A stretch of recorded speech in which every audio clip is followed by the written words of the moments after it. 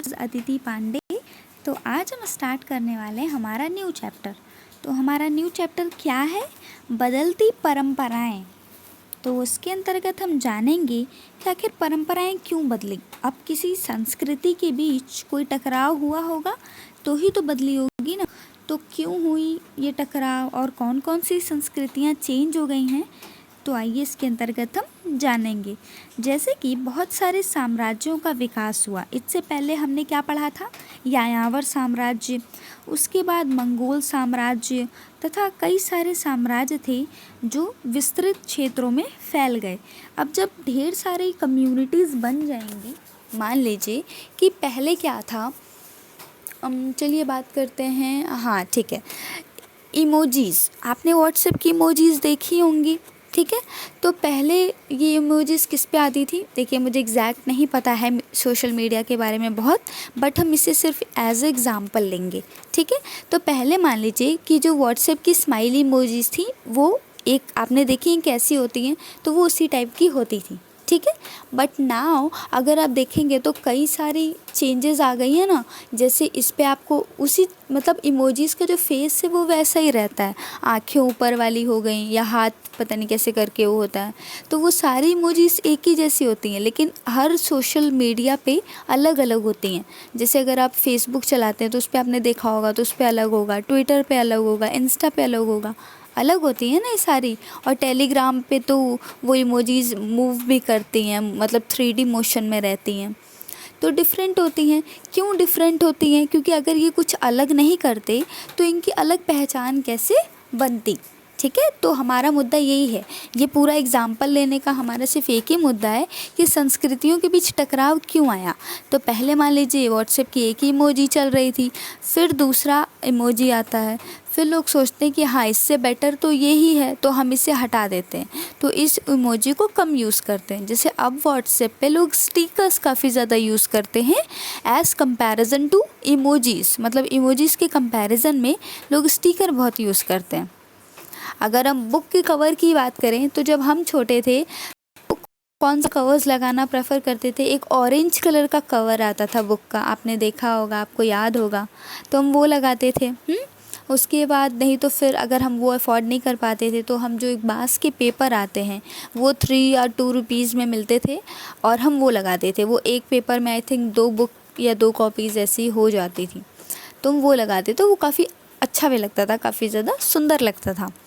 But अब क्या होती हैं? अब तो कलरफुल आ गई हैं, एक ट्रांसपेरेंट भी आ गई है, तो चीज़ें बदल रही हैं ना। तो जब ये ट्रांसपेरेंट वाली आई तो ऑरेंज वाली तो आउट ऑफ मार्केट ही हो गई। बहुत ही कम कॉपीज़ पे आपको वो देखने को मिलेंगी, सारी कॉपीज़ पे नहीं, जैसे कि उस टाइम पे देखने को मिलती थी उस तरीके से नहीं मिलेंगी। तो वही है कि जब नई नई संस्कृतियाँ, जब हम नई नई चीज़ों से रूबरू होते हैं, वाकिफ़ होते हैं, उनके बारे में जानने लगते हैं, तो कहीं ना कहीं हमें लगता है कि अरे ये पुरानी चीज़ ना उतनी सही नहीं है, तो लोग उसे हटा देते हैं। तो यही कारण है कहीं ना कहीं परंपराओं के बदलने का। और कुछ परंपराएं क्यों बदल जाती हैं?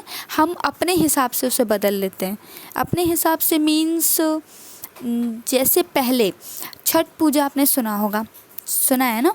तो छठ पूजा कैसे होती है? नदी में जाके सूर्य को अर्घ देते हैं, ठीक है।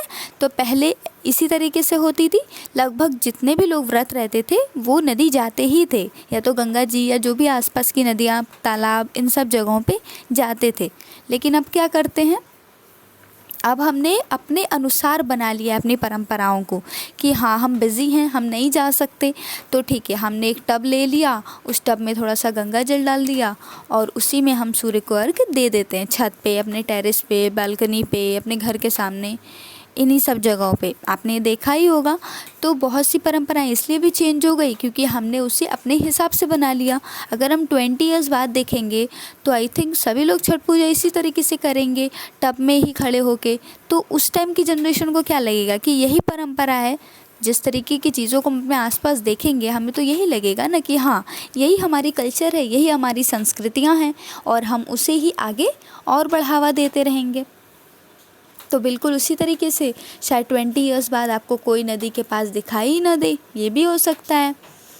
तो इसलिए कुछ परंपराओं को हम अपनी सुविधा अनुसार भी चेंज कर देते हैं, ये भी एक बेसिक रीज़न है। अच्छा, आप सोच रहे होंगे मैं अपने में ही डिस्कशन कर रही हूँ। हाँ, क्योंकि ये एनसीईआरटी है, एक एक लाइन अगर मैं पढ़ाती हूँ तो कोई उतना ज़्यादा उसका कोई मैटर नहीं होगा, ना ही उसकी कोई वैल्यू होने वाली है। आप उसे अच्छे से रीड कर लीजिए। हम बेसिक में कुछ चीज़ों को जानेंगे, हम आपस में डिस्कस करेंगे, हम आपको बताएंगे कुछ पॉइंट्स कि आखिर क्यों चेंज हो गई हैं परंपराएं।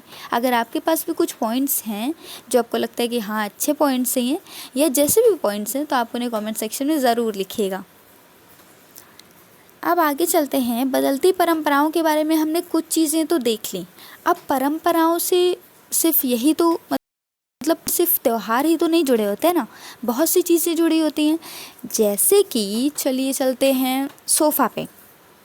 सोफ़ा पे मतलब पहले क्या होता था, लकड़ी के सोफ़े यूज़ होते थे। आपने देखे होंगे ना, वो अलग वाले सोफ़े यूज़ होते थे पहले। लेकिन अब क्या होता है, लेदर के सोफ़े यूज़ होते हैं जिनमें स्प्रिंग्स लगे होते हैं। आपने देखा होगा, वो आप बैठेंगे तो मतलब बहुत फ्लफ़ी होते हैं वो सोफ़े। लेकिन पहले 10 या 8 ईयर्स पहले अगर आप जाते हैं तो उस टाइप के सोफ़ाज़ लोग यूज़ नहीं करते थे।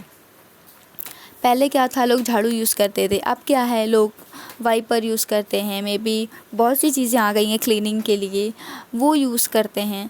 तो धीरे धीरे ये कल्चर्स भी तो कहीं ना कहीं चेंज हो रहे हैं ना। पहले क्या होता था कि लोग बर्तन हाथ से ही धोएंगे, बहुत सारे रूल्स थे। अब क्या होता है, परंपराएं कहीं ना कहीं वही रहती हैं कभी कभार, लेकिन क्या होता है कि उनका रूप बहुत चेंज हो जाता है। ठीक है, जैसे कि कुछ पूजा में होता है कि कथाएं कहने की परंपरा होती है। ठीक है, लेकिन कथाएं 11 या 5 कही जाती हैं। लेकिन अब क्या होता है, सुविधा अनुसार अगर यदि हमें 2 ही मिल रहे हैं तो हम 2 ही कथाएं कह लेते हैं।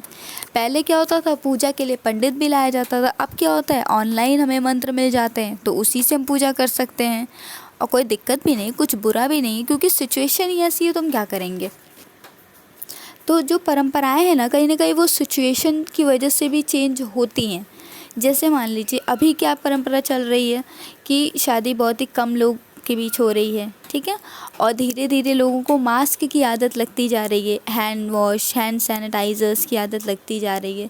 अगर मान लीजिए ये आदत रहती है, ऐसा तो नहीं है कि मतलब 130 करोड़ लोग हैं और वो सब के सब ये आदत छोड़ ही देंगे। अगर कोरोना चला जाता है तो 2 महीने में सब के सब छोड़ देंगे, ऐसा तो नहीं होगा।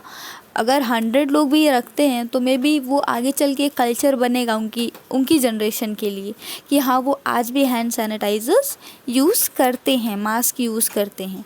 ठीक है, तो कहीं ना कहीं सिचुएशन, आप टेम्परेचर भी हमारे कल्चर्स को बहुत बदलती है। जैसे कि जो लोग गर्म जगह पे रहते हैं उनके खाने पीने, उनके त्यौहार मनाने की चीज़ें थोड़ी अलग रहती हैं। ठीक है, और जो यहाँ रहते हैं ठंडी जगहों पे रहते हैं उनका भी डिफरेंट होता है। जैसे कि अब हम ठंडी जगहों पे, बर्फ़ वाली जगहों पे होली कोई बहुत उतने चाव से मनाता हो वो तो नहीं देखा होगा आपने।